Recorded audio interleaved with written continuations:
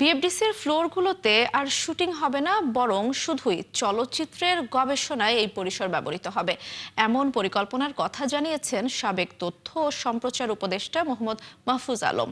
মঙ্গলবার সন্ধ্যায় বাংলাদেশ চলচ্চিত্র উন্নয়ন কর্পোরেশনের এক অনুষ্ঠানে এসব কথা জানান তিনি। বিস্তারিত আরিফ হকের প্রতিবেদনে। এ যেন এক নতুন বিএফডিসি। চলচ্চিত্রের আতুরঘর সেজেছে নানান রঙে।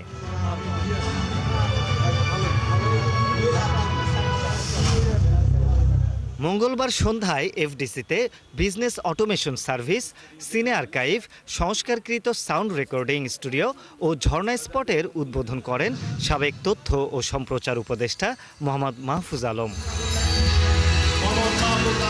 এ সময় এফডিসি নিয়ে বিভিন্ন পরিকল্পনার কথা জানিয়ে তিনি বলেন, সামনে এফডিসির এই জায়গাটা থাকবে গবেষণার জন্য। শুটিং হবে কবিরপুর ফিল্ম সিটিতে।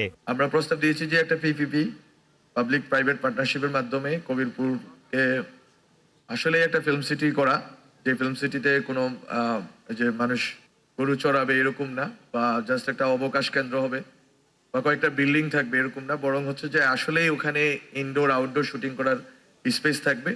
আর এই এফডিসির এই জায়গাটা অপ্রতুল, এখানে শুটিং ফ্লোরগুলো না থেকে এখানে থাকবে গবেষণার জায়গা। বিএফডিসির আধুনিকায়নে উত্তরায়ণের এই আয়োজনে প্রতিষ্ঠানটির ব্যবস্থাপনা পরিচালক জানান, সকল চলচ্চিত্র কর্মীর জন্য তার দরজা খোলা রয়েছে।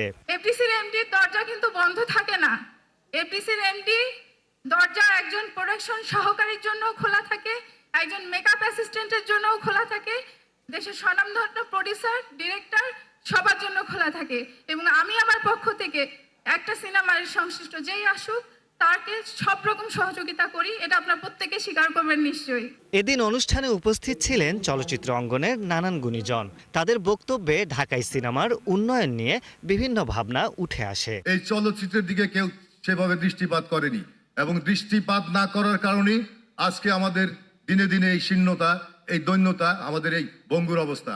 অফিসিয়াল লোকজন যারা সহযোগিতা করেছেন তারা যেন আমাদেরকে এই পর্যন্ত এনে না ছেড়ে যান, আমাদের সাথেই থাকেন। তবে বুধবার মাহফুজ আলম পদত্যাগ করায় এই পরিকল্পনাগুলো কতটা বাস্তবায়ন হবে সে বিষয়ে সংশয় প্রকাশ করেছেন চলচ্চিত্র সংশ্লিষ্টরা।